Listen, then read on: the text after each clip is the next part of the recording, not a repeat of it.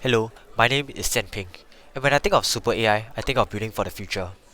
You see, AI to me, the greatest strength is in its memory, but a greatest weakness of a human is also in its memory. The ability to forget someone you really love can really hurt sometimes. Hi, I'm your grandson. So, imagine I'm your grandson right now and you have dementia. It instantly prompts you my name. We can even have real conversations with each other. Hello, Grandma, do you remember who I am?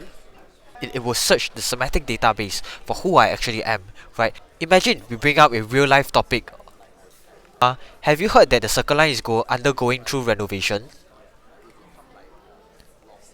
Now, what will happen here is that it will use EXA search to decide to decide which article to pull up and how to display the information to grandma itself.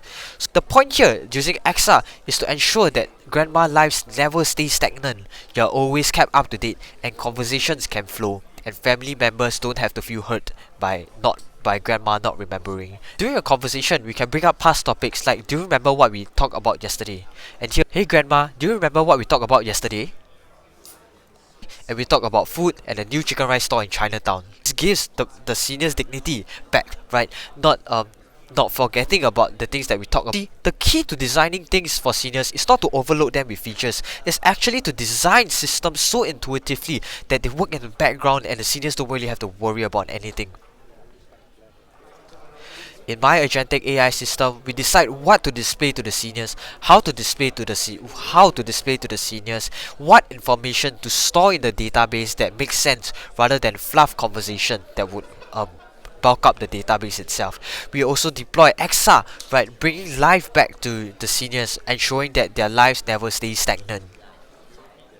How the facial detection actually works, right? But when I bring it to my friend, it actually detects it's actually Jackson, right? In the database it's stored at. You can actually register people based on who they are and what your relationship is. Now, using Vercel and AWS, what we actually do is that we actually store this data and we actually run analysis through Cloud Sonnet, right? So for the family itself, it will give you tips and updates on how my grandma is doing whenever you visit, right? And it will even tell you what to do.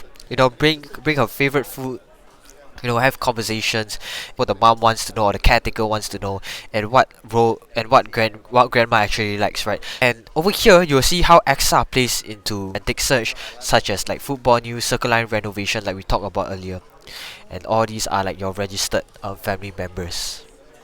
So this is Keen. Thank you.